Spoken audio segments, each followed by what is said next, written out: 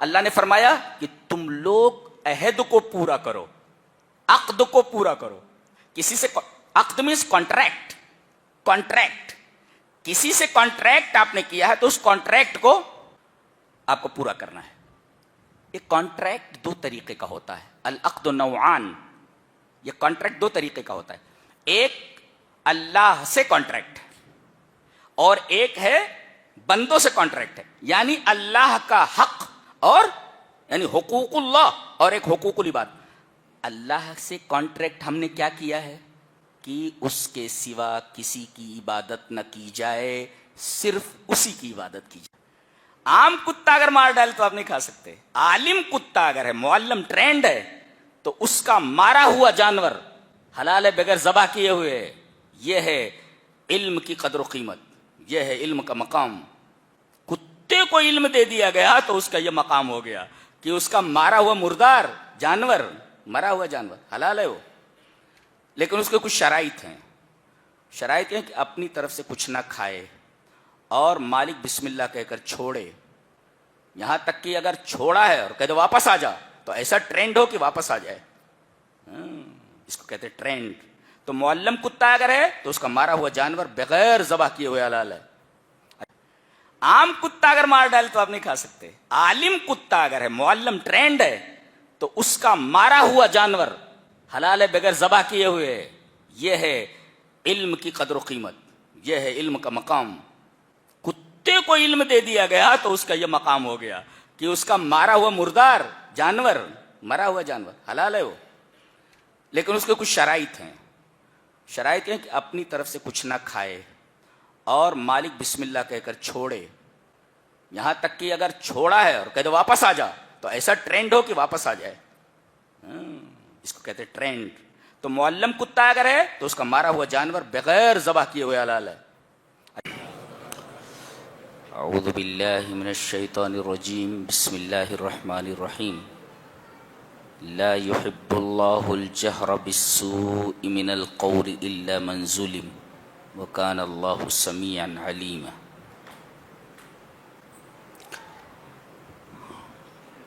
چھٹے پارے کی تفسیر کا خلاصہ پیش کیا جا رہا ہے. اس پہلی آیت میں ایک اہم معاشرتی مسئلہ بیان کیا گیا ہے. وہ یہ کہ اللہ تعالی کو یہ بات بالکل پسند نہیں ہے کہ کوئی کسی کی برائی، خامی اور عیب کو لوگوں کے سامنے بیان کرے.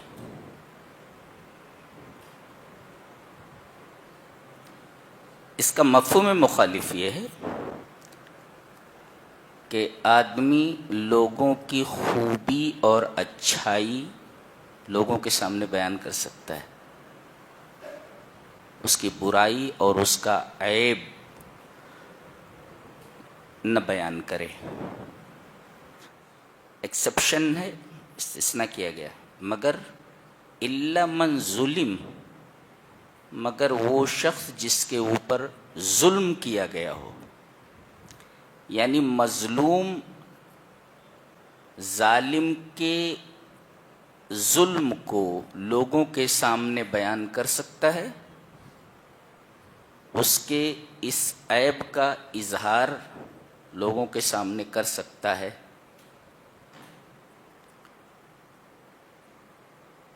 اور اسی دائرے میں یہ مسئلہ بھی آتا ہے کہ آپ نے کسی کو کوئی رقم دے رکھی ہے اور اس کے پاس اس رقم کو ادا کرنے کی طاقت ہے اور وہ ٹول مٹول کر رہا ہو. نبی کریم صلی اللہ علیہ وسلم کی حدیث ہے کہ مطل الغنی ظلم، کہ غنی آدمی، مالدار آدمی کا ٹال مٹول کرنا یہ ظلم ہے. تو اگر آپ کے اوپر کسی کی بقایا رقم ہے تو آپ اسے ادا کر دیں، ٹال مٹول نہ کریں، اس لیے کہ یہ ٹال مٹول کرنا یہ ظلم کے دائرے میں آتا ہے۔ ایک حدیث ہے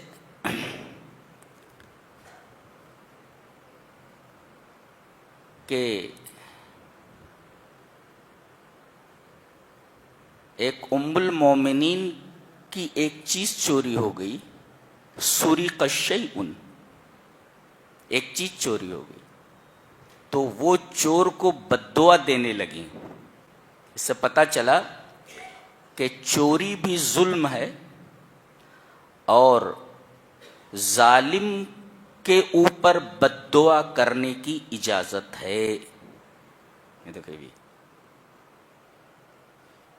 تو اللہ کے رسول صلی اللہ علیہ وسلم نے جب یہ سنا کہ وہ چور کو بددعا دے رہی ہیں تو آپ نے فرمایا لا تسبخی فی، لا تسبخی فی کا مطلب یہ ہے کہ اے لا تخففی علیہ، یعنی تو اس کے اوپر ہلکا مت کر۔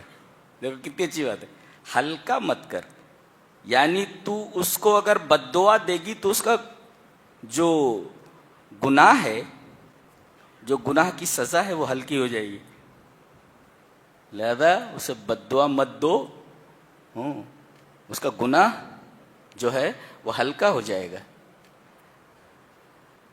اس حدیث کے اوپر کچھ محدثین نے کلام کیا ہے، جیسے علامہ البانی کہتے ہیں یہ حدیث ضعیف ہے، اس لیے کہ اس حدیث کی سند میں ایک راوی ہے حبیب ابن ابی ثابت، جن کے بارے میں کہا جاتا ہے کہ یہ مدلس ہیں، اور مدلس اگر ان کے ساتھ کسی سے روایت کرتا ہے تو اس کو تدلیس کہتے ہیں، اور یہ تدلیس یہ حدیث کی صحت میں مضر ہوتی ہے۔ اور یہاں حبیب ابن ابی ثابت نے عطا ابن ابی رباح سے ان کے ساتھ روایت کیا ہے، لہذا مدلس کا انا مقبول نہیں ہے تا کہ وہ سماعت کی تصریح نہ کرے کہ میں نے فلاں محدث سے سنا ہے۔ ان کے ساتھ اگر مدلس روایت کرتا ہے تو مدلس کا انا قبول نہیں، اس وجہ سے علامہ البانی اس حدیث کو ضعیف کہتے ہیں۔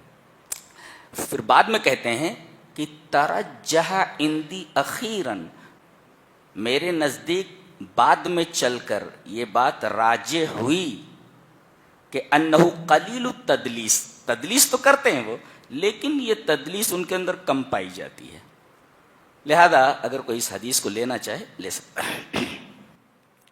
پتہ یہ چلا کہ اللہ کو یہ پسند نہیں ہے کہ کوئی کسی کے عیب کو لوگوں کے سامنے بیان کرے، مگر مظلوم کو یہ حق حاصل ہے کہ وہ ظالم کے عیب کو بیان کرے تاکہ لوگ یہ جان لیں کہ اس کے اندر یہ عیب ہے اور وہ اس سے دور ہٹ جائیں۔ آگے جو صفت لائی گئی اللہ کی وہ قابل غور ہے، وَكَانَ اللَّهُ سَمِيعًا عَلِيمًا۔ اللہ اکبر، اے مظلوم تیری آواز کوئی سنتا ہو یا نہ سنتا ہو، تو کسی آدمی کے پاس گیا اپنا مسئلہ لے کر کے، وہ تیرے مسئلے کو سن کر حل نہیں کر رہا ہے، عدالت میں بھی گیا لیکن جج تیرے مسئلے کو حل نہیں کر رہا ہے، تیرے مسئلے کو کوئی سن ہی نہیں رہا ہے، اللہ نے فرمایا کوئی سنے یا نہ سنے ہم سن رہے ہیں، وَكَانَ اللَّهُ سَمِيعًا عَلِيمًا، ہم سن رہے ہیں اس کو، کتنی بڑی بات ہے، علیمہ، اور ہم جانتے ہیں۔ جاننے کا کیا مطلب؟ تمہارے اوپر کتنا ظلم کیا گیا ہے وہ بھی ہم جانتے ہیں، اور ہم یہ بھی جانتے ہیں کہ تم جھوٹ بول رہے ہو یا صحیح بول رہے ہو۔ وَكَانَ اللَّهُ سَمِيعًا عَلِيمًا۔ تو آدمی کسی کے عیب کو ظاہر کر سکتا ہے، لیکن ایک آپشن رکھا گیا، ان تبدو خیرن او تخفوہ او تعفو عن سوء فإن اللہ کان عفوا قدیرا، اگر تم اس کے عیب کو نہ بیان کرو اگرچہ تمہارے اوپر ظلم ہوا ہے تو یہ تمہارے حق میں بہتر ہے، اور وہاں اللہ کی صفت لائی گئی کہ وہ عفو ہے۔ آدمی چاہتا ہے کہ اے اللہ تو عفو ہے مجھے معاف کر دے، تو جب تم یہ چاہتے ہو کہ تمہیں معاف کر دیا جائے تو اپنے بھائی کو بھی معاف کر دو اگرچہ وہ ظالم ہے، دیکھو کتنی اچھی بات کہی ہے. یہ ہے اسلام, اس کو اسلام کہتے ہیں. اس کے بعد آگے ایک اور مسئلہ بیان کیا جا رہا ہے. ایک ہے کوئی یہ کہہ دے کہ میں اللہ کو بھی نہیں مانتا, رسول کو بھی نہیں مانتا, کافر ہے. ایک کوئی آدمی یہ کہے کہ میں اللہ کو مانتا ہوں مگر رسول کو نہیں مانتا, یعنی قرآن کو مانتا ہوں لیکن حدیث کو نہیں مانتا, وہ بھی کافر ہے. اچھا, ایک آدمی کہتا ہے کہ میں اللہ کو مانتا ہوں اور رسولوں کو بھی مانتا ہوں لیکن تمام رسولوں کو نہیں مانتا, بعض رسولوں کو مانتا ہوں اور بعض رسولوں کو نہیں مانتا, یعنی میں رسولوں کے درمیان تفریق کرتا ہوں. یہ تیسری قسم, یہ بھی کافر ہے. آخر میں چوتھی شقیہ بچی, جو لوگ اللہ پر بھی ایمان لاتے ہیں اور اس کے رسول پر بھی ایمان لاتے ہیں, یہ حقیقی مومن ہے, اور وہ تینوں پہلے کے حقیقی کافر ہیں. بیچ میں کہا گیا ان الذين يكفرون بالله ورسله ويريدون ان يفرقوا بين الله ورسله ويقولون نؤمن ببعض ونكفر ببعض ويريدون ان يتخذوا بين ذلك سبيلا اولئك هم الكافرون حقا. جی یہ پکے کافر ہیں. اتنا سمجھ میں آیا؟ آگے یہودیوں کی خباثتیں ذکر کی جا رہی ہیں. جی ایک تو ان کا مطالبہ ذکر کیا گیا, انہوں نے کہا کہ ہم اللہ کو اس وقت تک نہیں مانیں گے جب تک کہ اپنی آنکھوں سے نہ دیکھ لیں. یہ دیکھو, یہ بہت خطرناک مطالبہ تھا. اللہ تبارک و تعالی نے سزا یہ دی کہ ایک چیخ آئی اور سب کے سب مر گئے. اللہ کو اتنا غصہ آیا ان کے اس مطالبے پر کہ اللہ کو ہم اپنی آنکھوں سے دیکھنا چاہتے ہیں. یہ منہ مسور کی دال ہے, تیری آنکھوں کی اوقات ہے کہ اللہ تبارک و تعالیٰ کی تجلی کو برداشت کر سکے, تو اللہ کو دیکھنا چاہتا ہے. بتائیے یہ کتنے کم ظرف تھے یہ, اور نتیجہ کیا ہوا؟ فاخذتہم الصاعقہ, چیخ آئی, اور ان کے ظلم کی وجہ سے اللہ تبارک و تعالیٰ نے ان کو تباہ و برباد کر دیا. پھر دوبارہ ان کو زندہ کیا, یہ عجیب بات ہے. اور پھر ان کی ایک شرارت, ثم اتخذوا العجل من بعد ما جاءتهم البینات, دلائل کے آ جانے کے بعد بھی انہوں نے بچھڑے کو معبود بنا لیا. یہ دیکھیں, اللہ کی عبادت کرنے کے بجائے انہوں نے بچھڑے کو معبود بنا لیا. کیسی قوم ہے یہ, کیسی قوم. حیرت ہوتی ہے کہ یہ انبیاء کی اولاد ہیں. انبیاء کی اولاد اتنی خراب ہو سکتی ہے؟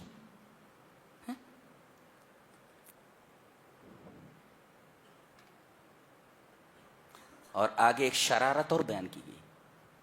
کہا گیا تھا ان سے کہ ہفتے میں ہر دن تم کاروبار کر سکتے ہو, سنیچر کا دن اللہ کے لیے خاص کر دو, تم کاروبار نہیں کرو گے.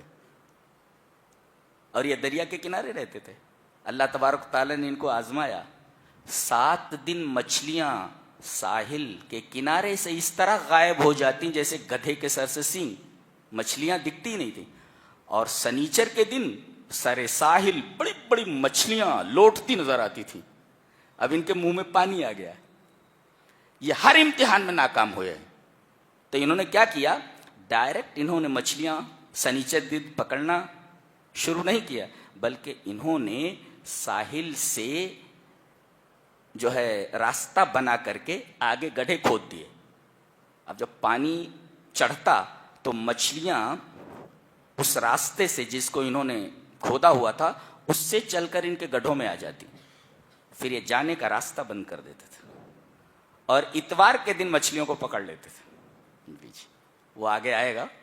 اس طرح انہوں نے ہیلا کر کے اللہ تبارک و تعالی کی ایک حرام کردہ چیز کو حلال کر لیا. ان کی ایک شرارت یہ بھی. آگے ایک شرارت اور ذکر کی جا رہی ہے, وَقَتْلِهِمُ الْأَنْبِيَاءَ بِغَيْرِ حَقٍّ, انبیاء کو ناحق قتل کیا انہوں نے. پورا ایک سلسلہ ہے انبیاء کو قتل کرنے کا. وہ کریم ہوتے ہیں سماج کا. وہ اپنے لیے نہیں دوسروں کی بھلائی کے سوچتے ہیں، لیکن انہوں نے ایسے مخلص لوگوں کو بھی نہیں بخشا، ان کو قتل کر دیا۔ انبیاء کو قتل کرنا، وَقَتْلِهِمُ الْأَنْبِيَاءَ بِغَيْرِ حَقٍّ۔ اور یہ دیکھو دیدہ دلیری، وَقَوْلِهِمْ قُلُوبُنَا غُلْفٌ، اور یہ کہتے تھے کہ ہمارے دل پر غلاف چڑھے ہوئے ہیں، تم کتنا بھی بولو ہمارے دل تمہاری باتوں کا اثر قبول کرنے کے لیے تیار نہیں ہے۔ ایسی گھٹیا قوم تھی۔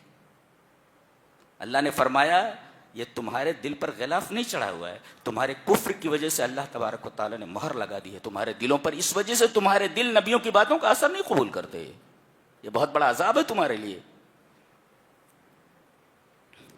اور آگے ان کی ایک شرح ذکر کی گئی، یہ کہتے ہیں کہ ہم نے عیسیٰ ابن مریم کو قتل کیا ہے۔ ارے ایک ہوتا ہے گناہ کرنا اور ایک ہے گناہ کا اعلان کرنا۔ جی کوئی آدمی کسی لڑکی سے زنا کر لے، گناہ تو ہے ہی، اب اس گناہ کو اپنے دوستوں سے بیان کرتا پھر رہا ہے، یہ دوسرا گناہ ہے، یہ دوسرا گناہ ہے۔ تو ایک تو ہے انبیاء کا قتل کرنا، اور خاص طور سے حضرت عیسیٰ علیہ السلام کا قتل، اور اس کا اعلان بھی کر رہے ہیں وَقَوْلِهِمْ إِنَّا قَتَلْنَا الْمَسِيحَ، ہم نے مسیح کو قتل کر دیا۔ ایک اور شرارت ان کی وَقَوْلِهِمْ عَلَى مَرْيَمَ بُهْتَانًا عَظِيمًا، انہوں نے مریم کو زانیہ کہا کہ بغیر باپ کے بچہ کیسے ہو سکتا ہے، اس نے کہیں زنا کرایا ہے۔ حضرت مریم پر انہوں نے زنا کا الزام لگایا، اور جب یہ کہا کہ ہم نے عیسیٰ علیہ السلام کو قتل کر دیا ہے تو اللہ اس کے جواب میں کہتا ہے وَمَا قَتَلُوهُ وَمَا صَلَبُوهُ وَلَكِنْ شُبِّهَ لَهُمْ، انہوں نے اپنی تمام تر کوششیں عیسیٰ علیہ السلام کے قتل کرنے میں لگا دی، لیکن حضرت عیسیٰ علیہ السلام کو قتل کرنے میں ناکام رہے۔ ہوا کیا؟ ابن عباس کی روایت ہے کہ جب عیسیٰ علیہ السلام کو یہ پتہ چلا کہ لوگ میرے قتل کے در پہ ہیں اور حکومت کے کارندے مجھے پکڑنے کے لیے آ رہے ہیں، تو اپنے صحابہ کے پاس گئے۔ خرج عیسیٰ علی الصحابہ، اپنے صحابیوں کے پاس گئے۔ وہ ایک گھر میں 12 لوگ تھے، 12 حواریین تھے آپ کے ساتھی۔ آپ نے کہا ایکم یلقى علیہ شبہی فیقتل مکانی، کون ہے جس کے اوپر میری شکل ڈال دی جائے اور میری جگہ وہ قتل کیا جائے، اور قیامت کے دن میرے ساتھ میرے درجے میں ہو۔ ایک نوعمر نوجوان کھڑا ہوا، کہا کہ میں یہ کام کرنے کے لیے تیار ہوں۔ من احدثہم سنن، بالکل نوخیز نوجوان تھا، اس نے کہا کہ میں تیار ہوں۔ اللہ تعالی نے حضرت عیسیٰ علیہ السلام کی شکل اسے دے دی، اور جب کارندے حکومت کے آئے تو دیکھا کہ عیسیٰ یہی ہیں، اور عیسیٰ کی جگہ پر اس نوجوان کو قتل کر دیا گیا، اور حضرت عیسیٰ علیہ السلام کو من روزنۃ البیت، گھر کی کھڑکی سے آسمان پر اٹھا لیا گیا۔ اس طرح حضرت عیسیٰ علیہ السلام کو بچا لیا گیا اور اس کی جگہ پر وہ نوجوان قتل کیا گیا۔ اللہ نے فرمایا وما قتلوه وما صلبوه ولكن شبه لهم، انہوں نے عیسیٰ کو قتل نہیں کیا، نہ سولی دی، نہ تو انہوں نے کل کیا، نہ تو کروسیفائی کیا، ولكن شبه لهم، ماں باللہ ان کے اوپر مشتبہ ہو گیا ہے۔ وَإِنَّ الَّذِينَ اخْتَلَفُوا فِيهِ لَفِي شَكٍّ مِّنْهُ، لوگوں نے اس میں اختلاف بھی کیا، اور اختلاف کی وجہ بھی تھی۔ اندر عیسیٰ بھی ہیں، برابر ہے، اب اس میں اختلاف ہوا کہ عیسیٰ کون ہے، عیسیٰ ہے کون، عیسیٰ گئے کدھر، اس میں اختلاف ہوا، اس کے بارے میں معاملہ مشتبہ ہو گیا، عیسیٰ ہے کون۔ 12 تھے تو یہ تو 11 ہیں، اور حضرت عیسیٰ علیہ السلام 13ویں تھے، تو اگر یہ نوجوان یہ عیسیٰ ہیں تو حواری کدھر گیا، اور اگر یہ حواری ہے تو عیسیٰ کدھر گئے؟ جی اس لیے کہ اندر 12 ہی تھے، لوگوں نے بتایا کہ اندر 12 ہیں اور حضرت عیسیٰ علیہ السلام کو لے کر 13 ہیں، اسی وجہ سے اختلاف ہوا، اور آج تک وہ اختلاف باقی ہے۔ وَإِنَّ الَّذِينَ اخْتَلَفُوا، اگر یہ عیسیٰ ہے تو وہ حواری کدھر گیا 12واں، اور اگر یہ حواری ہے تو عیسیٰ کدھر گئے، یہ اختلاف موجود ہے۔ وَإِنَّ الَّذِينَ اخْتَلَفُوا فِيهِ لَفِي شَكٍّ مِّنْهُ، ما لهم به من علم الا اتباع الظن، یہ صرف اٹکل پچھو مار رہے ہیں، حقیقت کا انہیں علم نہیں ہے. وما قتلوه یقینا، یقینی طور پر انہوں نے حضرت عیسیٰ علیہ السلام کو قتل نہیں کیا ہے. یقین کا مطلب ہوتا ہے کہ قطعی 100%، 100% قطعی، بالکل. اس کو کہتے ہیں یقینی. اللہ تبارک تعالی نے فرمایا کہ 100% یہ بات یقینی ہے، یہ بات ثابت ہے کہ تم عیسیٰ علیہ السلام کو قتل نہیں کر سکے. پھر کہاں گئے؟ بر رفعہ اللہ الیہ، اللہ نے انہیں اپنی طرف اٹھا لیا. جی جی آگے بتایا جا رہا ہے. اب قرب قیامت میں اتریں گے وہ. وَإِن مِّنْ أَهْلِ، ایک نقطہ بتایا ہے، وَإِن مِّنْ أَهْلِ الْكِتَابِ إِلَّا لَيُؤْمِنَنَّ بِهِ قَبْلَ مَوْتِهِ، ہر اہل کتاب جنہوں نے عیسیٰ علیہ السلام کا انکار کیا ہے، جب وہ مرتا ہے تو اپنے مرنے سے پہلے حضرت عیسیٰ پر ایمان ضرور لاتا ہے. یہ عجیب بات کہی جا رہی ہے، اس لیے کہ ملک الموت کو دیکھتا ہے، لیکن اس وقت یہ ایمان استقرار ہے، اور ملک الموت کو دیکھنے کے بعد ایمان معتبر نہیں ہوتا. جی اس لیے کہ موت کے وقت حقیقت کھل جاتی ہے. سب آدمی حیران رہ جاتا ہے، ارے میں دنیا میں الجھا ہوا تھا، یہ کیا ہے، یہ کیا ہے، یہ کون سا جہان ہے، یہ کون سے لوگ ہیں یہ آ رہے ہیں. ہم لوگ بھی 2-4 ہونے والے ہیں، ابھی دکھائی نہیں دے رہے، وہ دکھائی دیتے ہو، آتے ہو. روح کو لے جانا ہے نا تو آتے ہی ہو، شیور آتے ہو. اللہ اکبر. اور کہا ان کی ایک اور بری عادت ہے، سود کھانے میں یہ نمبر 1 ہے. وَأَخْذِهِمُ الرِّبَا وَقَدْ نُهُوا عَنْهُ، سختی سے انہیں منع کیا گیا تھا کہ سود مت کھانا. اور آج پوری دنیا میں دیکھو، سود کے کاروبار کی بنیاد یہ یہودیوں کے ہاتھ میں ہے. پوری سودی کاروبار جو پوری دنیا میں پنپ رہا ہے، اس کا پورا کنٹرول یہودیوں کے ہاتھ میں ہے، جس سے انہیں روکا گیا تھا. وَأَخْذِهِمُ الرِّبَا وَقَدْ نُهُوا عَنْهُ. ایک تو یہ وَأَكْلِهِمْ أَمْوَالَ النَّاسِ بِالْبَاطِلِ، اور یہ لوگوں کا مال باطل طریقے سے کھانے میں ماہر ہیں. کسی کا بھی مال لے لو، حرام طریقے سے اور حلال طریقے سے سوال ہی پیدا نہیں ہوتا. ان کے لیے ہم نے عذاب علیم تیار کر رکھا. اللہ. لیکن ان یہودیوں میں سے بھی، اہل کتاب میں سے کچھ اچھے لوگ ہیں. کہا گیا ان میں ایک تو ایمان لانے والے لوگ ہیں، بہت سارے یہودی ایمان بھی لائے، اللہ نے ان کا استثناء کیا. اور ان ایمان لانے والوں میں راسخ فی العلم ہے. دیکھو ایک ہوتا ہے رسوخ، کا مطلب ہوتا ہے جڑیں زمین کے اندر چلی جائیں، تو راسخ فی العلم کہتے ہیں علم میں گہرائی ہونا.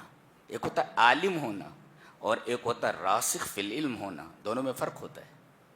عالم اس کے پاس علم ہوتا ہے، لیکن راسخ فی العلم جس کا علم بہت پختہ، بڑا مضبوط اور بڑا گہرا ہوتا ہے.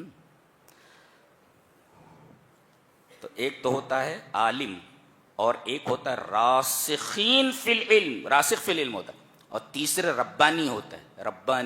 ربانی کسے کہتے ہیں؟ تیسرے پارے میں فرمایا گیا کونو ربانیین، تم ربانی بنو.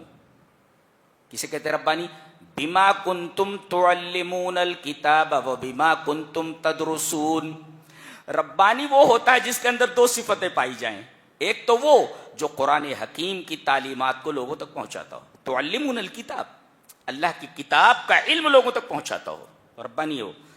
وہ بما کنتم تدرسون، اور خود قرآن حکیم کی اسٹڈی کرتا ہو. جی خود پڑھتا ہو اور لوگوں تک قرآن حکیم کو پہنچاتا ہو. اور پہنچانے سے پہلے قرآن کا علم ہونا ضروری ہے، اس لیے کہ علم نہیں ہوگا تو علم دے گا کیسے. آج کل ہیں بہت سارے مولوی ایسے ہیں جو جن کے پاس کوئی گہرا علم نہیں ہے، ان کو بڑی تکلیف ہوتی ہے. ہمارا وقار کیوں نہیں بھائی، ہمارا وقار کیوں نہیں وغیرہ. تو اللہ تبارک تعالیٰ کی دین ہے یہ، ذالک فضل اللہ یؤتیہ من یشاء. اس میں ہم کیا کریں، اس میں ہم کیا کریں. جی یہاں تک کہ وہ یہ چاہتے ہیں کہ قرآن حکیم کے دروس لوگوں کے سامنے نہ پیش کیے جائیں. یہ مولویوں کی حالت ہے، مولویوں کی حالت. اللہ، یہ عجیب بات ہے، یہ عجیب بات ہے.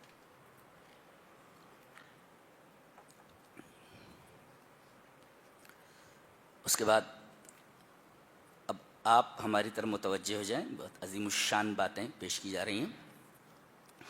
جہاں یہ سورہ نساء ختم ہو رہی ہے، جانتے ہیں یہاں آخر میں بہنوں کا حصہ بیان کیا گیا ہے، بہنوں کا حصہ، سگی بہنیں اور اخت لاب، باپ شریک بہن، ایک سگی بہن اور ایک باپ شریک بہن، دونوں کے حصے بیان کیے گئے ہیں۔ ایک آدمی مر گیا، اس کی اولاد نہیں ہے، اس کی ایک بہن ہے، فلح نصف ما ترک، تو آدھا پائے گی، وہ پوری جائیداد کا آدھا حصہ بہن لے لے گی۔ ایک اور اگر ایک سے زیادہ بہنیں ہیں تو 2/3، 2/3 لے لیں گی، اور اگر بہن بھائی دونوں مل کر کے ہیں تو بھائی کو 2 حصے، بہن کو 1 حصہ، یہ بتایا گیا۔ آخر میں بہنوں کا حصہ بیان کیا گیا ہے جی، یہ سگی بہن کا بھی ہے اور اخت لاب کا بھی ہے، یعنی باپ شریک بہن کا بھی اور سگی بہن دونوں کا۔ اس کے بعد سورہ مائدہ ہے جی، یہ مائدہ کیا ہے؟ 7ویں پارے میں یہ سورت چلی گئی ہے، ہم 7ویں پارے کی جب تفسیر کریں گے تو بیان کریں گے۔ اللہ نے فرمایا یا ایھا الذین آمنوا اوفوا بالعقود، اس سورہ کریمہ کے بارے میں ایک خاص بات ذہن میں رکھیں کہ پورے قرآن حکیم میں یا ایھا الذین آمنوا 88 بار آیا ہے، 88 ٹائمز، 88 مرتبہ آیا ہے یا ایھا الذین آمنوا، اور ان 88 مقامات میں سے 16 یا ایھا الذین آمنوا صرف اسی سورہ میں ہے، بقیہ سب پورے قرآن میں، 88 میں سے 16 صرف سورہ مائدہ میں۔ جی جی، یوں یہ سورہ کریمہ ممتاز ہے۔ اللہ نے فرمایا کہ تم لوگ عہد کو پورا کرو، عقد کو پورا کرو، کسی سے عقد مینس کانٹریکٹ، کانٹریکٹ، کسی سے کانٹریکٹ آپ نے کیا ہے تو اس کانٹریکٹ کو آپ کو پورا کرنا ہے۔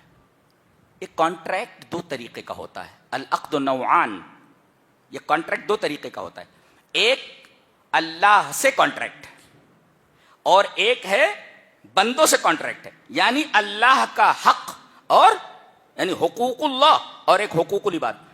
اللہ سے کانٹریکٹ ہم نے کیا کیا ہے کہ اس کے سوا کسی کی عبادت نہ کی جائے، صرف اسی کی عبادت کی جائے، یہ ہمارا اللہ تبارک تعالیٰ سے کانٹریکٹ ہے۔ سو آپ نے یہ عہد کیا ہے، لہذا اس عہد سے آپ کو بے وفائی نہیں کرنی ہے، پورا کرنا اس عہد کو۔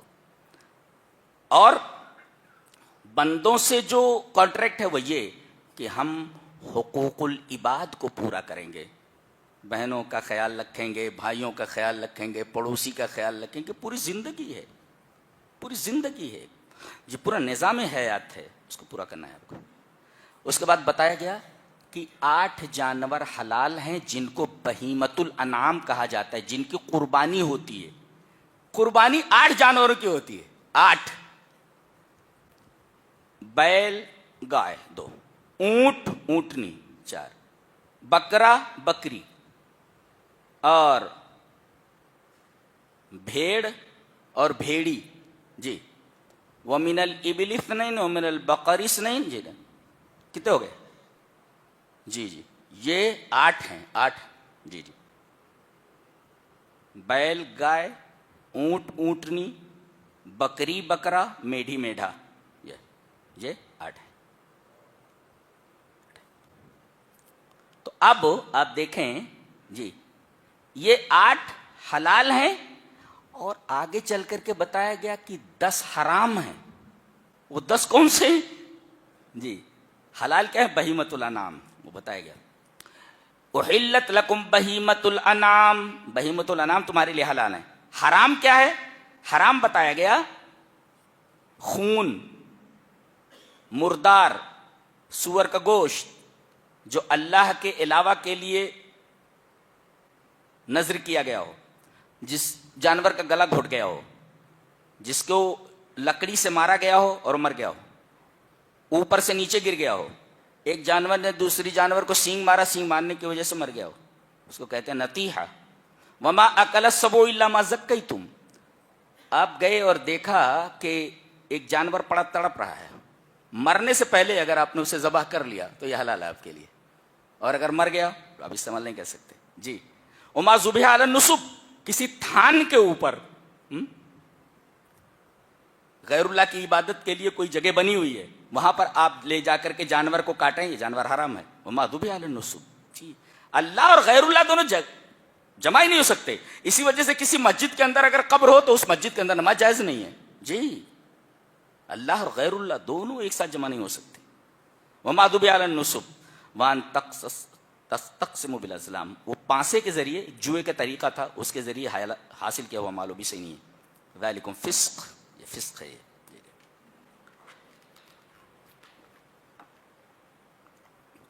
آگے کہا گیا کہ کتا دو طریقے کا, کتے دو طریقے کے, ایک معلم ہوتا ہے ٹرینڈ, اور ایک ہوتا ہے گلی کا کتا. اگر گلی کا کتا کسی جانور کو مار دے اور آپ دیکھیں کہ اس کتے نے اس جانور کو مار دیا ہے, ختم ہو گیا, نہیں کھا سکتے اس کو, حرام ہے.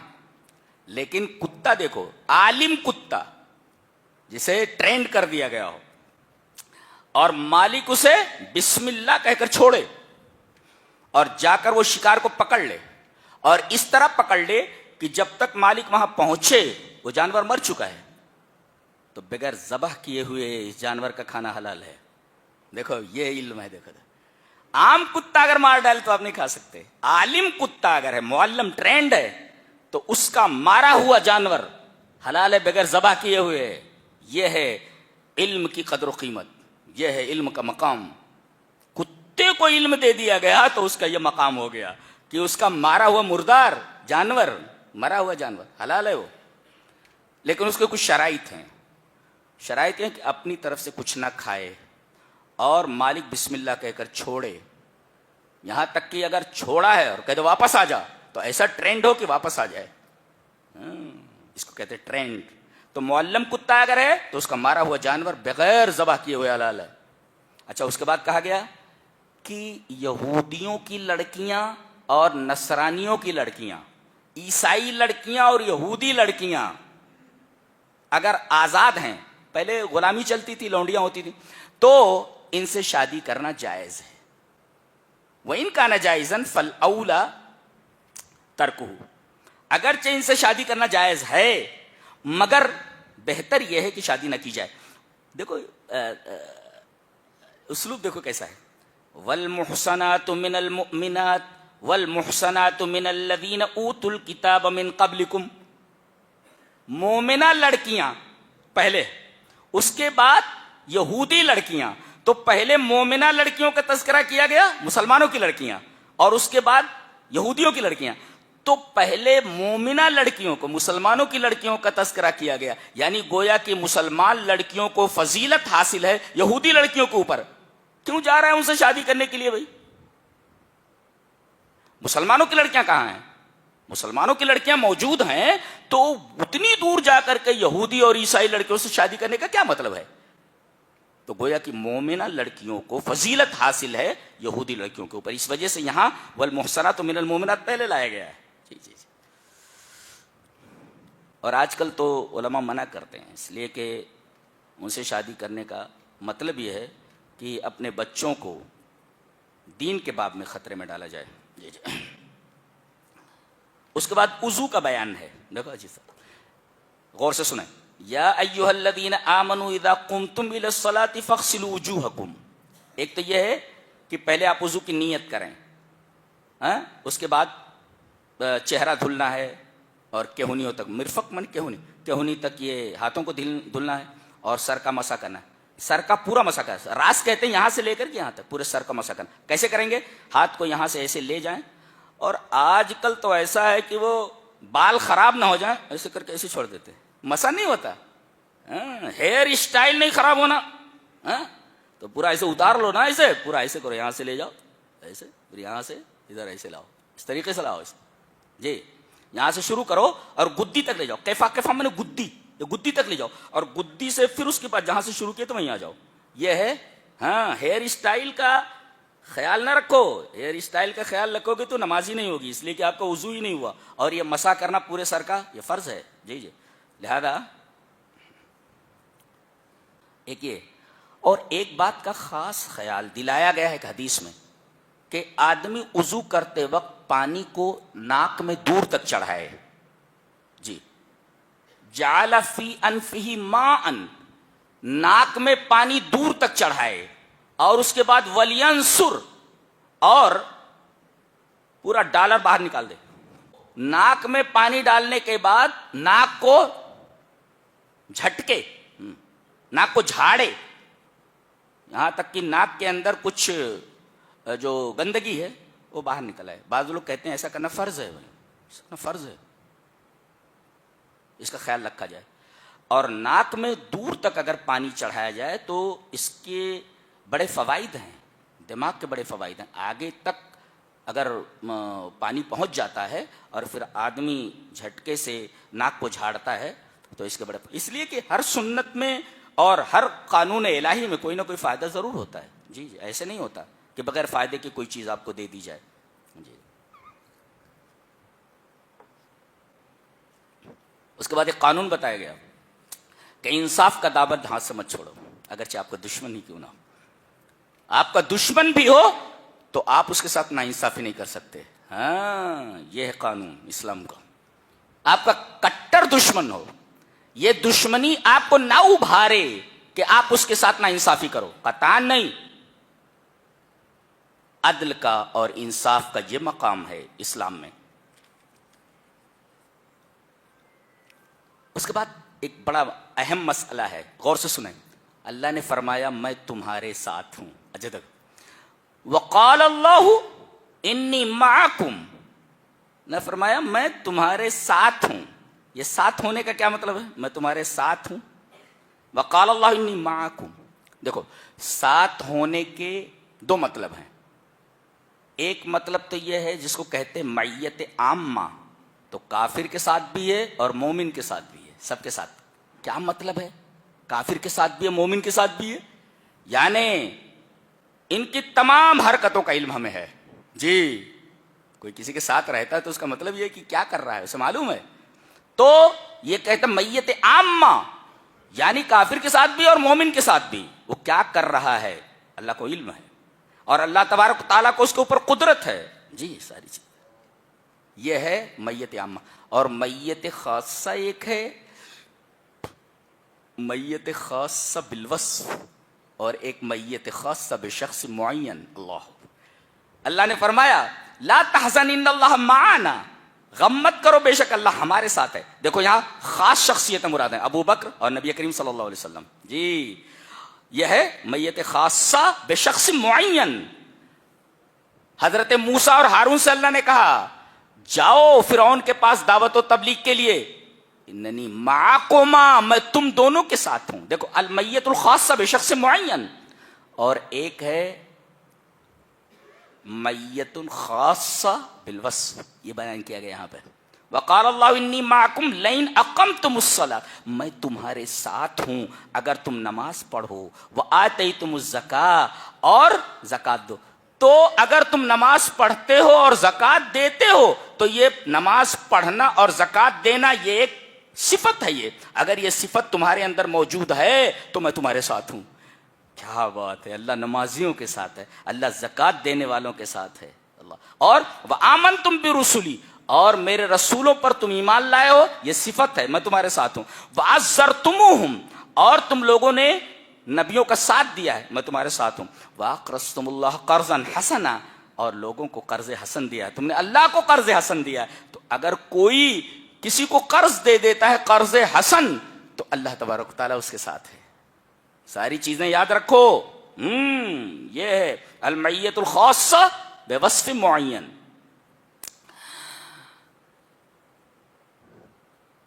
اس کے بعد کہا جا رہا ہے قد جاءکم من اللہ نور و کتاب، تم لوگوں کے پاس نور آ گیا اور واضح کتاب. نور سے مراد نبی کریم صلی اللہ علیہ وسلم ہے، اور کتاب مبین سے مراد قرآن ہے. نبی کریم صلی اللہ علیہ وسلم نور ہیں، نور سے بنے ہوئے نہیں بلکہ نور ہدایت ہیں. جس طریقے سے روشنی ہو تو آدمی روشنی میں راستے کو دیکھتا ہے، اس کے اپس اینڈ ڈاؤنس کو دیکھتا ہے، اس کے اتار چڑھاؤ کو دیکھتا ہے، نشیب و فراز کو دیکھتا ہے. ایسے ہی روشنی میں آدمی کو ہدایت نظر آتی ہے، اور یہ ہدایت آخرت کی ہدایت ہے جو نبی پیش کرتا ہے. تو آپ نور ہدایت ہے، نور مجسم نہیں ہے، نور سے بنے ہوئے نہیں بلکہ نور ہدایت. اور کتاب مبین سے مراد قرآن حکیم. یہ دونوں چیزیں تمہارے پاس آ گئی. گویا کہ یہ قرآن اور نور یعنی جناب محمد رسول اللہ صلی اللہ علیہ وسلم، اب آپ نہیں ہیں تو آپ کی حدیثیں، یہ دونوں قیامت تک ساتھ ساتھ چلیں گی، اور ان دونوں چیزوں کو مضبوطی سے پکڑنا ضروری ہے۔ آگے بہت اہم باتیں آ رہی ہیں، آپ لوگ میری طرف متوجہ ہو جائیں۔ جی، فرمایا گیا دنیا کی بزدل ترین قوم ہے یہ، کون سی؟ یہود۔ ان سے کہا گیا کہ چلو ارض مقدس میں داخل ہو جاؤ، فلسطین میں۔ ان کو پتا چلا کہ بڑے تگڑے تگڑے لوگ وہاں موجود ہیں، کہنے لگے جب تک پورا گاؤں خالی نہیں ہو جاتا تب تک ہم اس بستی میں داخل نہیں ہوں گے۔ یہ لوگ واہ واہ واہ، ہینگ لگے نہ پھٹکری رنگ چوکھا ہے، واہ بھائی واہ، یعنی ہم بستی میں اس وقت رہنا ہے، تمہیں مزے تمہیں کرنے ہیں، اور جگہ خالی ہونی چاہیے مکمل، کوئی ایک آدمی نہیں رہنا چاہیے۔ یہ ہے ان کی بزدلی کی انتہا۔ اور یاد رکھو ہمیشہ ان کے بارے میں، جو بھی یہود کی تاریخ پر غور کرے گا اسے معلوم ہو جائے گا کہ ان کے سامنے اگر کوئی طاقتور آ جائے تو جھک جاتے ہیں، اور اگر کمزور آ جائے تو اس کے اوپر چڑھ جاتے ہیں۔ یہ ان کی عادت ہے بدماشوں کی، طاقتور ان کے سامنے آ جائے تو جھک جاتے ہیں، اور اگر کمزور آ جائے تو اس کے اوپر چڑھ جاتے ہیں۔ یہ ان کی عادت ہے، انتہا درجے کے ذلیل اور انتہا درجے کے بزدل ہیں یہ۔ فرمایا گیا کہ یا قوم ادخلوا الارض المقدسۃ التي كتب اللہ لکم، اے قوم، ایمان والے نے تو کہا ہی نہیں گیا، یا قوم ارض مقدس میں داخل ہو جاؤ، یعنی فلسطین میں۔ التی کتب اللہ لکم، میں نے بتایا تھا کہ کتب علی، جیسے یا ایھا الذین آمنوا کتب علیکم الصیام، تو روزے کے اندر مشقت ہے، لہذا بانا علی آیا، یہاں لکم ہے، تمہارے لیے اللہ نے آسانی پیدا کر دی ہے۔ اب جب اللہ یہ فرماتے تمہارے لیے آسانی ہے تو جانا چاہیے نا۔ قالوا یا موسیٰ ان فیہا قوما جبارین، ارے اس گاؤں میں تو بڑے موٹے موٹے لوگ ہیں، جبار لوگ ہیں، طاقتور۔ وَإِنَّا لَن نَّدْخُلَهَا حَتَّىٰ يَخْرُجُوا مِنْهَا، ہم ہرگز داخل نہیں ہوں گے جب تک وہ نکلتے نہیں، سارے لوگ نکلنا چاہیے اس کے بعد ہم داخل ہوں گے۔ فَإِن يَخْرُجُوا مِنْهَا فَإِنَّا دَاخِلُونَ، اگر وہ نکلتے ہیں تو ہم اس میں داخل ہوتے ہیں۔ اللہ اکبر، یہ اتنے بزدل تھے یہ۔ اور کہا کہ جب تک وہ وہاں رہیں گے ہم داخل نہیں ہوں گے اے موسیٰ۔ فَاذْهَبْ أَنْتَ، برو یہ تو ٹھیک ہے ہم داخل ہوں گے، ان کے جملہ دیکھو کتنا برا جملہ ہے یہ۔ فَاذْهَبْ أَنْتَ وَرَبُّكَ فَقَاتِلَا إِنَّا هَاهُنَا قَاعِدُونَ، اے موسیٰ تم اور تمہارا رب جا کر کے لڑو، ہم یہاں بیٹھے ہوئے ہیں۔ اذهب أنت وَرَبُّكَ، اللہ اکبر۔ ان میں حضرت موسیٰ علیہ السلام کی قوم بنی اسرائیل میں اور جناب محمد الرسول اللہ صلی اللہ علیہ وسلم کے صحابہ میں ایک بین فرق ہے۔ مسلم شریف میں ایک روایت ہے کہ جب بات آئی جنگ بدر کی، سر و سامان بہت کم ہے، مسلمان آگے پیچھے ہو رہے ہیں، ہم لوگ تیاری سے تو آئے نہیں تھے، ہمیں لڑنا نہیں تھا، ہمیں تو قافلے کو پکڑنا تھا، یہ تو جنگ آ گئی ہے۔ اگر جنگ کی بات ہوتی اور تیاری کے ساتھ آتے تو آگے پیچھے ہو رہے تھے۔ نبی کریم صلی اللہ علیہ وسلم خاموش تھے، اچانک حضرت سعد بن عبادہ کھڑے ہوئے، کہا کہ اللہ کے رسول لگتا ہے آپ ہماری رائے جاننا چاہتے ہیں، قسم ہے اس ذات کی جس کے ہاتھ میں میری جان ہے، اگر آپ ہمیں حکم دیں کہ ہم سمندر میں کود جائیں، سمندر میں کود جائیں۔ یہ صحابہ تھے ہمارے، رسول سے محبت کرنے والے تھے۔ یہ مسلم شریف کی روایت ہے یہ کہ اللہ کے رسول شاید آپ ہماری رائے جاننا چاہتے ہیں، سن لیجئے آپ، اگر آپ ہمیں یہ کہیں کہ ہم سمندر میں کود جائیں، ہم سمندر میں کود جائیں گے۔ کیا جملہ، اللہ، آپ زرعی سے لکھے جانے کے لائق ہے، سونے کے پانی سے لکھے جانے کے لائق ہے۔ یہ صحابہ ہیں، اور حضرت مقداد ابن اسود کھڑے ہوئے، یہ حضرت علی کے دوست ہیں، جی حضرت علی کے دوست، پہلوان ہے یہ، کھڑے ہوئے حضرت مقداد ابن اسود، کہا کہ اللہ کے رسول آپ ہم سے کچھ کہلوانا چاہتے ہیں؟ اے اللہ کے رسول ہم موسیٰ کی قوم نہیں ہیں، ڈائریکٹ بول دیا انہوں نے، حدیث کے الفاظ ہیں، اے اللہ کے رسول ہم موسیٰ کی قوم نہیں ہیں کہ کہیں کہ تم اور تمہارا رب جاؤ لڑو، اللہ کی قسم ہم آپ کے آگے سے لڑیں گے، آپ کے پیچھے سے لڑیں گے، آپ کے دائیں سے لڑیں گے، آپ کے بائیں سے لڑیں گے، ہماری لاشوں پر سے گزر کر کوئی آپ تک پہنچ سکتا ہے۔ اللہ سبحان اللہ و بحمدہ، سبحان اللہ، یہ اسلام ہم تک ایسے نہیں پہنچا ہے۔ صحابہ کرام اسی وجہ سے ہمارے لیے لائق اتباع ہیں، ہمارے لیے لائق تعظیم ہے، اور ان کی محبت ہمارے اوپر واجب ہے کہ انہوں نے اسلام کو پہنچانے میں ہم تک اتنی بڑی بڑی قربانیاں دی ہیں. سمندر میں حکم دے کود جانے کے لیے تو کود جائیں گے. اللہ کے رسول موسیٰ کی قوم نہیں ہے کہ ہم یہ کہیں کہ تم اور تمہارا رب جاؤ لڑو. ہم آگے سے آپ کے لڑیں گے، آپ کے پیچھے سے لڑیں گے، دائیں سے لڑیں گے، بائیں سے لڑیں گے. کیا دیکھ رہے ہیں صحابہ کرام کو؟ اللہ کی قسم کھا کر کے کہتا ہوں کہ انبیاء کے بعد اس روئے زمین پر نبی کریم صلی اللہ علیہ وسلم کے صحابہ سے زیادہ عظیم اور پیارا گروہ نہیں گزرا، پیاری جماعت میں گزری گئی. اتنے پیارے لوگ تھے سب.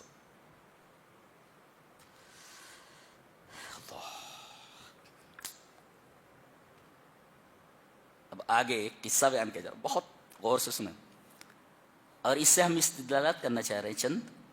وَاتْلُ عَلَيْهِمْ نَبَأَ ابْنَيْ آدَمَ بِالْحَقِّ.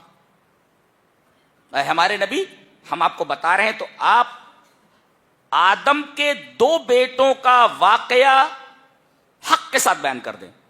حق کسے کہتے ہیں؟ الشیء المتیقن. الشیء المتیقن 100% قطعی، 100% جو صحیح ہو اسے کہتے ہیں حق. اس میں جو اخبار کے رپورٹرز ہیں، اخبار میں خبریں چھاپنے والے لوگ ہیں، پورے لوگوں کو، میڈیا والوں کو متوجہ کر دیا گیا. خبر ایسی ڈالو جو الشیء المتیقن، یقینی خبر ہو. چھاپو تو یقینی خبر چھاپو. ایک لفظ سے پوری میڈیا کو کھڑا کر دیا گیا لائن میں. خبر کیسی دینی ہے. اور نبا کا لفظ ہے. نبا کا مطلب ہوتا ہے الخبر المہم. ہر خبر کو نبا نہیں کہتے، نبا کہتے ہیں الخبر المہم، کوئی اہم خبر. پوری میڈیا کو ایک لفظ کے اندر، بلکہ ایک جملے میں کھڑا کر دیا گیا ہے. تمہیں کیا کرنا ہے؟ چھاپو تو شے متیقن چھاپو، یقینی چیز، قطعی چیز. رپورٹ دو، صحیح رپورٹ دو. لوگوں تک بات پہنچاؤ، صحیح بات پہنچاؤ. پوری میڈیا کو کٹہرے میں کھڑا کر دیا ایک جملے نے. وَاتْلُ عَلَيْهِمْ نَبَأَ ابْنَيْ آدَمَ. میرے حبیب، آدم کے دونوں بیٹوں کا واقعہ حق کے ساتھ بیان کرو.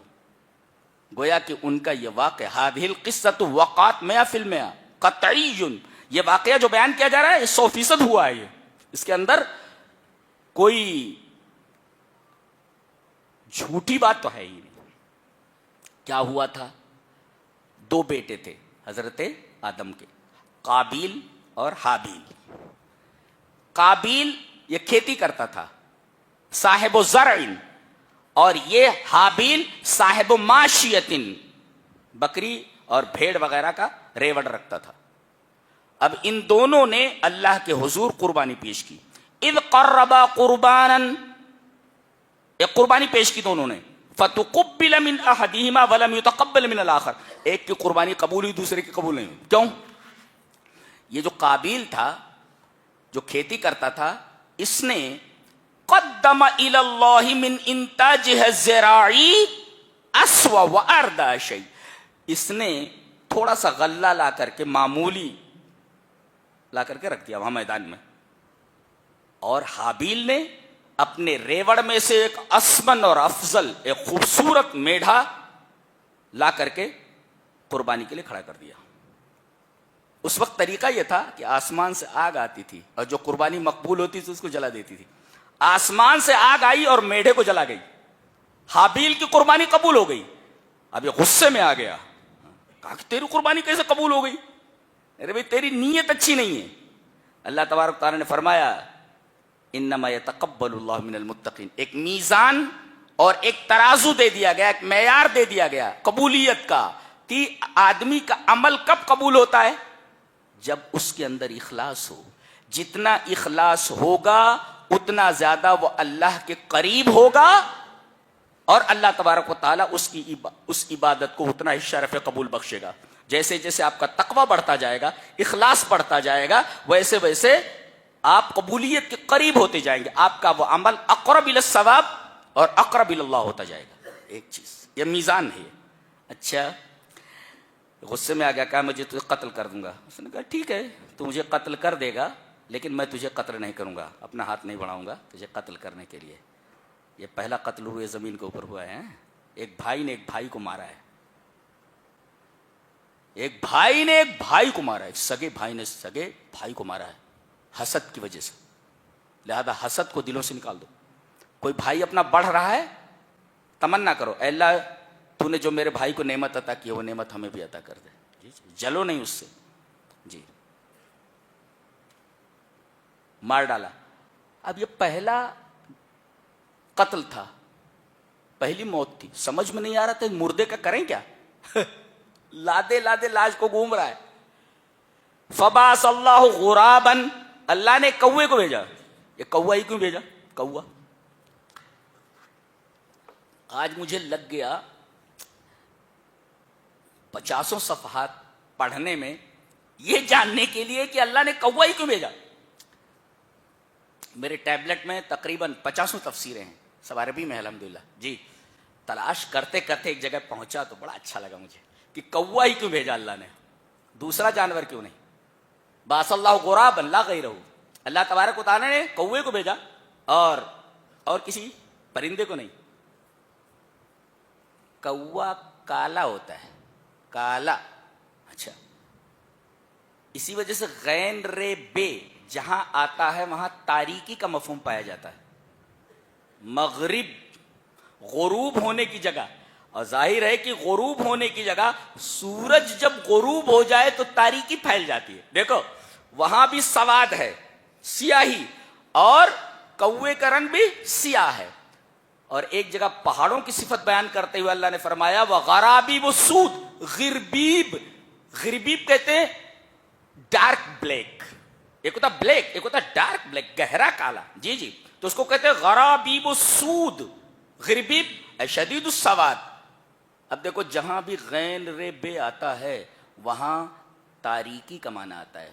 جی, اور تاریکی میں کوئی چیز دکھائی نہیں دیتی تو اللہ تبارک و تعالی نے کوے کو بھیجا.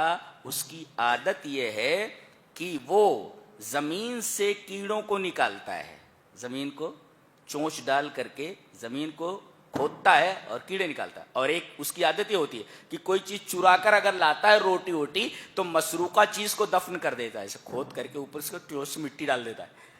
اللہ اکبر. اس وجہ سے اللہ تبارک تعالی نے کوے کو بھیجا, اس لیے کہ غین رے بے میں سواد یعنی سیاہی کا مفہوم پایا جاتا ہے, اور سیاہی میں چیز نظر نہیں آتی تو اس کو اس طرح دفن کر دو کہ نظر نہ آئے. اللہ, کچھ سمجھ میں آ رہا ہے؟ بہت گہری بات کہی جا رہی ہے. یہ ایسی کتاب نہیں ہے. جی جی, یہ سطحی کتاب نہیں ہے, بہت ہی گہری کتاب ہے یہ. جی, پھر جب دیکھا کہ ارے کوا ایک چیز کو چونچ ڈال کر کے کچھ نکال رہا ہے یا ڈال رہا ہے, ہاں اب سمجھ میں آیا, یہ اس لاش کا بھی ایسے ہی کرنا ہے. ہاں, فبعث اللہ غرابا یبحث فی الارض. لوگ کہتے 2 کوے تھے, ایک کوا دوسرے کوے سے لڑنے لگا, ارے کوے نے دوسرے کو مار دیا. آدھا غلط, یہ صحیح نہیں ہے, اس لیے کہ وہاں 2 کوے ہو گئے. یہاں قرآن حکیم بولتا ہے کہ اللہ نے ایک کوا بھیجا. اگر 2 کوے تھے تو یہاں ایک کوا کیوں؟ غرابین کہنا چاہیے تھا, یہ صحیح نہیں ہے یہ. جی, قرآن حکیم کا اسلوب بیان اس کی اجازت نہیں دیتا. ایک ہی کوا آیا تھا. یبحث فی الارض, زمین میں کھودتے ہوئے, تلاش کرتے ہوئے. لیریہ کیف یواری سوءتہ, تاکہ وہ دکھائے کہ اپنے بھائی کی لاش کو کیسے چھپائے.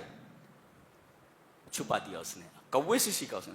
قال یا ویلتا, وہ کہتے مد صوت السیاہ, یعنی کھینچ کر کے اس نے یا ویلتا, ہائے افسوس, اعجزت ان اکون مثل هذا الغراب, اس کوے سے بھی میں گیا گزرا ہوں. کوے سے بھی گیا ہوتا. پتہ یہ چلا کہ آدمی کبھی کبھی اپنی سطح سے اتنے نیچے اتر جاتا ہے کہ کوئی جانور اس سطح پر نہیں جا سکتا. بھائی کا قتل کتنی بڑی بات ہے. عجزت مثل هذا الغراب, ارے اس کوے سے بھی میں گیا گزرا ہوں, تو بولتا ہے. اچھا, یہاں لاش کو سوء کہا گیا. سوء, سوءت کہتے ہیں تسوء ظاہرها, کسی لاش کو آپ دیکھیں تو آپ کو اچھا لگتا ہے, لا لا لا. تو یہاں جثہ کو, لاش کو سوءت کہا گیا, اور سوءت سین واو حمزہ سے مشتق ہے, جس کا مطلب ہوتا ہے ناپسندیدہ. کوئی لاش کو دیکھتا ہے تو اسے اچھا نہیں لگتا, تو اس وجہ سے اس کو لاش کو سوء کہا گیا ہے. جی, اور نکتہ یہ بھی ہے کہ ایک تو اسے زمین میں دفن کرنا یہ فطرت ہے. یہ کوے کو بھی اگر بولو کہ بھائی لاش کا کیا کرنا ہے تو جانور بتا دے گا کوا کہ بھائی اس کو دفن کرنا چاہیے, جلانا نہیں چاہیے اس کو. ایک یعنی گویا کہ دفن کرنا یہ فطرت ہے. اس لیے کہ انسان مٹی کا ہے, قاعدہ یہ ہے کہ جس چیز سے بنا ہوا ہے اسی کے حوالے اس کو کر دیا جائے. مٹی سے بنا ہے, مٹی کے حوالے کر دیا جائے. کل شیء یرجع الی اصلہ, یہ بھی قاعدہ بھی ہے کہ جو جس چیز سے بنا ہے اس کو حوالے کر دیا جائے. مٹی سے بنا ہے, مٹی سے بنا ہے, مٹی کے حوالے کر دیا جائے. اچھا, اور سوآ لاش کو کہا گیا اس لیے کہ کوئی آدمی لاش کو دیکھ کر اچھا فیل نہیں کرتا, اس سوآ کہا گیا. نبی کریم صلی اللہ علیہ وسلم فرمایا نہلانے کے بعد مردے کو مکمل کفن دیا جائے, سر سے پیر تک ڈھک دیا جائے, سر بھی کھلا نہ رہے. جی, سر بھی کھلا نہ رہے, پیر بھی کھلا نہ رہے, اس طرح اس کو کفن دیا جائے, سوائے محرم کے جو احرام باندھے ہوئے ہو. احرام باندھے ہوئے اگر آدمی حج کر رہا ہے یا عمرہ کر رہا ہے اور حالت احرام میں وہ مر گیا تو اس کے سر کو ڈھکا نہیں جائے گا, کھلا رکھا جائے گا. اس لیے کہ نبی کریم صلی اللہ علیہ وسلم کی حدیث موجود ہے لا تخمروا راسہ. ایک آدمی کا حالت احرام میں انتقال ہو گیا تھا, نبی نے کہا اس کے سر کو مت ڈھکو, یعنی مردے کے سر کو ڈھک دیا جائے گا سر سے پیر تک, مگر اگر حالت احرام میں مرا ہے تو استثناء ہے کہ محرم کے سر کو اور اس کے منہ کو نہ ڈھکا جائے. یہ فرق ہو جائے گا دونوں میں, یاد رکھو.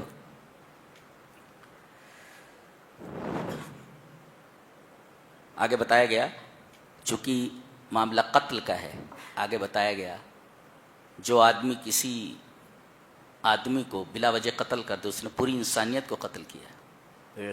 انسانی جان کا احترام دیکھو کتنا ہے اسلام میں. کہتے ہیں اسلام ٹیررزم کا مذہب ہے. بولنے والوں کو قرآن حکیم کو مطالعہ کرنا چاہیے کہ انسانی جان کا احترام کتنا ہے. ایک آدمی نے قتل کر دیا اپنے بھائی کو, نبی کریم صلی اللہ علیہ وسلم فرمایا جتنے بھی قتل دنیا میں ہوں گے اس قتل کا ایک حصہ, اس کا ایک گناہ آدم کے پہلے بیٹے کو جس نے قتل کیا ہے اس کو ملتا رہے گا, اس لیے کہ اس نے یہ بری سنت ایجاد کی, سب سے پہلے قتل اس نے کیا ہے. جی, اس کے بعد آیت وسیلہ ہے, غور سے سنیں اس آیت وسیلہ کو, بہت غور سے سنیں. یا ایھا الذین آمنوا اتقوا اللہ وابتغوا الیہ الوسیلۃ وجاہدوا فی سبیلہ لعلکم تفلحون. کامیابی کے لیے تین چیزیں ضروری ہیں, ایک تو اتقوا اللہ, دوسرے وابتغوا الیہ الوسیلہ, نمبر 3 وجاہدوا فی سبیلہ. یہ تین چیزیں اگر ہیں تو لعلکم تفلحون, تو یقیناً تم کامیاب ہو جاؤ گے. کیا مطلب ہے ان کا؟ اتقوا اللہ کا تقوی, تقوی کا مطلب اللہ نے جن جن چیزوں کے کرنے کا حکم دیا ہے وہ کرو, اور جن جن چیزوں کے کرنے سے منع کیا ہے اس کو نہ کرو. یہ ہے تقوی. جن جن چیزوں کے کرنے کا حکم دیا ہے اس کو کرو, اور جن جن چیزوں کے نہ کرنے کا حکم دیا اسے نہ کرو. اس کو کہتے ہیں تقوی. مامورات کو اختیار کرنا اور منہیات سے بچنا, یہ اس کا اختصار ہے. اچھا, یہ تو ہوا اتقوا اللہ کا مطلب. وابتغوا الیہ الوسیلہ, اور اس کی طرف وسیلہ چاہو.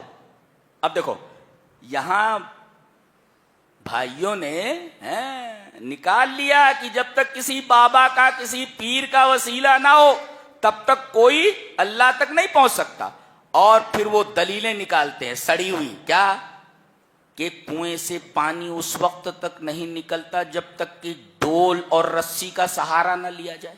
جی, وسیلہ ضروری ہے, پانی نکالنا ہے تو اب وسیلہ رسی اور ڈول. چھت پر چڑھنا ہے تو سیڑھی ضروری ہے, اس لیے کہ بغیر سیڑھی کے چھت پر نہیں چڑھ سکتے. اللہ نے فرمایا کہ یہ مخلوق کے لیے, خالق کے لیے مثال بیان مت کرو. تم سے یہ پوچھا جائے کہ پانی اگر منہ تک آ جائے تو کس ڈول اور رسی کی ضرورت ہے, چھت اگر نیچے آ جائے تو آپ کو کس سیڑھی کی ضرورت ہے. تو اللہ نے فرمایا میں تو تمہاری شہرک سے بھی زیادہ قریب ہوں, تو تمہیں سیڑھی اڑی کی کیا ضرورت ہے. میں تمہاری شہرک سے بھی زیادہ قریب, جو دور ہو اس کے لیے یہ تمام مثالیں ہیں. اور فرماتا ہے وَإِذَا سَأَلَكَ عِبَادِي عَنِّي فَإِنِّي قَرِيبٌ, ایک جگہ فرمایا وَنَحْنُ أَقْرَبُ إِلَيْهِ مِنْ حَبْلِ الْوَرِيدِ، ہم انسان کی شہ رگ جان سے بھی زیادہ قریب ہیں. لہذا جب ہم قریب ہیں تو قریب کے لیے ان وسائل کی ضرورت نہیں ہے. لہذا خالق کے لیے مخلوق کی مثالیں نہ لائی جائیں. بالکل وہ خالق ہے، تم مخلوق ہو.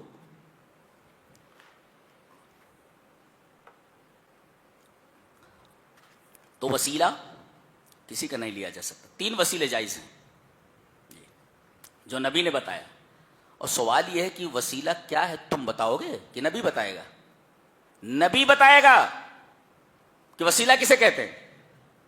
اور ویسے بھی کہا جائے کہ توسل الی فلان، تو اس کا مطلب یہ ہوگا توسل الیہ بعمل، تقرب الیہ بعمل، یعنی کوئی عمل کر کے کسی کے قریب گیا، یہ کام کیا اس نے، یہ کام کر کے اس کے قریب. تقرب الیہ بعمل، کوئی عمل کر کے کسی کے قریب ہو گیا.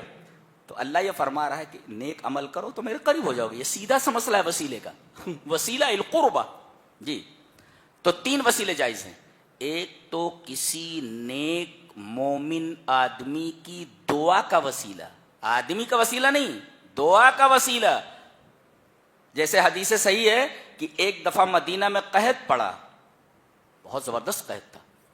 تو حضرت عمر رضی اللہ تعالیٰ عنہ صحابہ کے ساتھ مدینہ کے سب سے بزرگ نبی کریم صلی اللہ علیہ وسلم کے چچا محترم حضرت عباس ابن عبد المطلب کے پاس آئے اور کہا کہ آپ دعا فرمائیں بارش کے لیے. نقطہ یہ ملا، دیکھو مدینہ ہے، آپ نبی کی قبر پر نہیں گئے بلکہ نبی کے چچا کے پاس آئے جو زندہ تھے. پتہ یہ چلا کہ دنیا سے چلے جانے کے بعد نبی سے بھی کوئی چیز نہیں مانگی جا سکتی، ورنہ صحابہ یہ کام ضرور کرتے. اور اگر صحابہ سے محبت ہے جنہوں نے اپنی جانیں لگا دیں اسلام کو ہم تک پہنچانے کے لیے، تو آپ کا یہ وتیرہ ہونا چاہیے کہ جو صحابہ نے کیا ہے اسے آپ کو بھی کرنا ہے. انہوں نے نبی کریم صلی اللہ علیہ وسلم کی قبر پر جا کر کے بارش کی دعا نہیں مانگی، بلکہ وہ نبی کریم صلی اللہ علیہ وسلم کی حدیث کے مطابق نیک آدمی کا وسیلہ، اس کی دعا کا وسیلہ لینے کے لیے آگے. عباس ابن عبد المطلب سے کہا آپ نیک ہیں، آپ دعا کریں. دعا ہوئی اور ابھی فارغ بھی نہیں ہوئے تھے، موسلا دھار بارش شروع ہو گئی. اللہ اکبر. یہ مناظر ہم لوگوں نے نہیں دیکھے یار، ایسا نہیں دیکھے، اس لیے کہ ہمارا ایمان اس درجے کا نہیں ہے. بتائیے، دعا کے لیے ہیں اور اس کے بعد کہیں بادل نہیں. دعا ختم ہوئی، چاروں طرف سے بادل ہی بادل، موسلا دھار بارش شروع ہو گئی. ساری مصیبتیں اسی وجہ سے. ہم کو مانگنے کا طریقہ نہیں ہے، ہمارے اندر وہ تقویٰ نہیں ہے، ہمارے اندر اس طریقے کا ایمان نہیں ہے. تو کہتے وہ چیزیں یوں اب کیوں نہیں ہو رہی ہیں، وہ چیزیں اب کیوں نہیں ہو رہی، تیری اوقات کیا ہے؟ تمہارے اندر وہ چیز نہیں ہو رہی ہے، اسی وجہ سے وہ چیزیں نہیں ہو رہی ہیں. جی تو ایک تو ہے کسی نیک مومن آدمی کی دعا کا وسیلہ، آدمی کا نہیں، ذات کا نہیں، اس کی دعا کا. جیسے عباس ابن عبد المطلب کا وسیلہ لیا گیا قحط کے موسم میں بارش کے لیے. اور دوسرے اللہ تبارک و تعالیٰ کے اسماء حسنہ کا وسیلہ دعا قبول. دیکھیں ایک روایت ہے کہ آدمی اگر یہ دعا کرے اس طرح، اللہم انی اسألک بانی اشہد انک انت اللہ لا الہ الا انت الاحد الصمد لم یلد ولم یولد ولم یکن لہ کفوا احد. اگر یہ دعا پڑھ کر کے مانگے تو نبی اکرم صلی اللہ علیہ وسلم نے فرمایا یہ دعا ایسی ہے کہ اذا دعی بھی اجاب، اس میں اعظم ہے یہ. اگر اس کے ذریعے کوئی آدمی دعا کرے تو دعا قبول ہوتی ہے، اور کوئی چیز مانگے تو دی جاتی ہے. وَإِذَا سُئِلَ فَأُعْطِيَ. اللہ کیا ہے وہ، اللہم انی اسألک بانی اشہد انک انت اللہ لا الہ الا انت الاحد الصمد الذی لم یلد ولم یولد ولم یکن لہ کفوا احد. یہ دعا. تو اللہ تبارک تعالیٰ کے اسماء حسنہ کا وسیلہ احد ہے، صمد ہے، اے اللہ تو ایک ہے، اے اللہ تو بے نیاز ہے، اے اللہ تو غفور رحیم ہے. تو اس طریقے سے کہہ کر کے پھر اللہ سے مانگو. اللہ میں پریشان حال ہوں، پریشانیوں کا دور کرنے والا تو ہی ہے، میری پریشانی کو دور کر دے. میرے رب میں بہت گنہگار ہوں، تو غفور رحیم ہے، میرے اوپر رحم فرما، مجھے معاف کر دے میرے رب. اللہ کو بہت اچھا لگتا ہے بندہ جب مانگتا ہے اور روتا ہے، تو اللہ تبارک تعالیٰ دیکھتا ہے اپنے بندے کو روتے دیکھتا ہے اس کو. اللہ اللہ. اور تیسرے ہے اعمال صالحہ کا وسیلہ. کوئی نیک عمل آپ نے کیا, اگر آپ نے کوئی نیک عمل کیا ہے اور آپ کوئی چیز اللہ سے چاہتے ہیں تو اپنے نیک عمل کا وسیلہ بن, اے اللہ میں نے وہ نیک عمل کیا تھا, اگر وہ تیری نگاہ میں اچھا تھا تو اے اللہ میں اس عمل کے وسیلے سے دعا مانگتا ہوں کہ میری اس مصیبت کو دور کر دے. جیسے حدیث میں ہے کہ 3 غار والے, حدیث غار, کہ 3 آدمی بارش سے جو ہے بچنے کے لیے وہ ایک غار میں گھس گئے, اور بارش کی وجہ سے وہ ایک چٹان سرکی اور غار کے منہ پر آ کر ٹھہر گئی. چٹان اتنی بڑی تھی اور نکلنے کا راستہ بھی نہیں تھا. وہ تینوں زور لگا رہے ہیں اندر سے, چٹان ہٹ نہیں رہی ہے, جنگل ہے, آس پاس کوئی ہے بھی نہیں, موت لازمی تھی. تینوں نے مشورہ کیا کہ یہ چٹان تو ہٹنے والی نہیں ہے, اب اپنے اپنے عملوں کا, جو تم نے اپنی زندگی میں اپنی سمجھ کے مطابق اچھا عمل کیا ہے, اپنے اپنے عملوں کا وسیلہ لے کر کے اللہ سے دعا کرو. اس میں ایک آدمی تھا, کہا کہ اللہ میرے پاس ایک کام کرنے والا تھا, مزدور تھا, تھوڑا سا جو یا تھوڑی سی چیز رہ گئی تھی اور چلا گیا وہ. میرے رب میں نے اس تھوڑی سی چیز کو انویسٹ کر دیا, لگا دیا. جب وہ آیا برسوں کے بعد تو کہا کہ وہ جو آپ کے پاس میرا تھوڑا سا جو وغیرہ باقی تھا وہ مجھے دے دو. کہا کہ یہ ساری بکریاں تیری ہیں, یہ سارے اونٹ تیرے ہیں. وہ کہہ رہا مذاق کر رہے ہو, مذاق کر رہے ہو. کہا کہ نہیں, تو نے جو چیز میرے پاس چھوڑی تھی, تیرا جو حق تھا میں نے اس کو انویسٹ کر دیا تھا, اس کا فائدہ یہ ہوا جس سے یہ ساری چیزیں خریدی ہوئی تیری ہیں, لے جا. اس نے کہا میرے رب اگر میرا یہ عمل تیری نگاہ میں اچھا ہے تو چٹان کو سرکا دے. تھوڑی سی چٹان سرک گئی. کیا طاقت, اللہ اکبر, نیک عملوں کے ذریعے دعا کرنی. کچھ سمجھ میں آ رہا ہے جی؟ یہ بہرحال وہ 3 ہیں, تینوں نے ایک ایک عمل کا وسیلہ لیا, وہ مشہور ہے. تو اللہ کے اسماء الحسنی کا وسیلہ, اپنے کسی نیک عمل کا وسیلہ, اور کسی نیک مومن بندے کی دعا کا وسیلہ. ریپیٹ کرتا ہوں, اللہ کے اسماء الحسنی کا وسیلہ,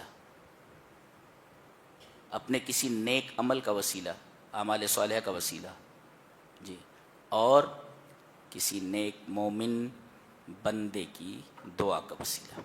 ان 3 وسیلوں کے علاوہ کوئی بھی وسیلہ جائز نہیں. اس کے بعد یہودیوں کی ایک شیطانیت بتائی جا رہی ہے کہ یہ جھوٹ سنتے بہت ہیں. جھوٹ یہ سنتے ہیں اور تحقیق کیے بغیر اس کی تصدیق کر دیتے. ارے بھائی کوئی آدمی جھوٹ بول رہا ہے, کوئی خبر لا رہا ہے, اس کی تحری کرو, چیک کرو اس کو, خبر صحیح ہے کہ نہیں. یہ چیک نہیں کرتے, ڈائریکٹ اس کے اوپر ایکشن لیتے ہیں. یہ بڑی خراب عادت, اور اس جھوٹ کو لوگوں تک پہنچاتے ہیں. یہ دیکھو, یہ جھوٹ پھیلانے میں نمبر 1 ہے. یہ پوری دنیا کو تو انہوں نے جھوٹ میں الجھا رکھا ہے, جھوٹ پھیلا کر کے. اتنی بدنصیب قوم ہے اللہ, اتنی بدنصیب قوم. جی جی, اب یہ سورہ کریمہ آگے تک چلی گئی ہے 7ویں پارے میں. چلیے کل اس پر بحث کرتے ہیں 7ویں پارے میں انشاءاللہ. یہ رہا 6 پارے کی تفسیر کا خلاصہ. اللہ ہمیں نیک عمل اور اچھی سمجھ توفیق عطا فرمائے. وآخر دعوانا الحمدللہ رب العالمین.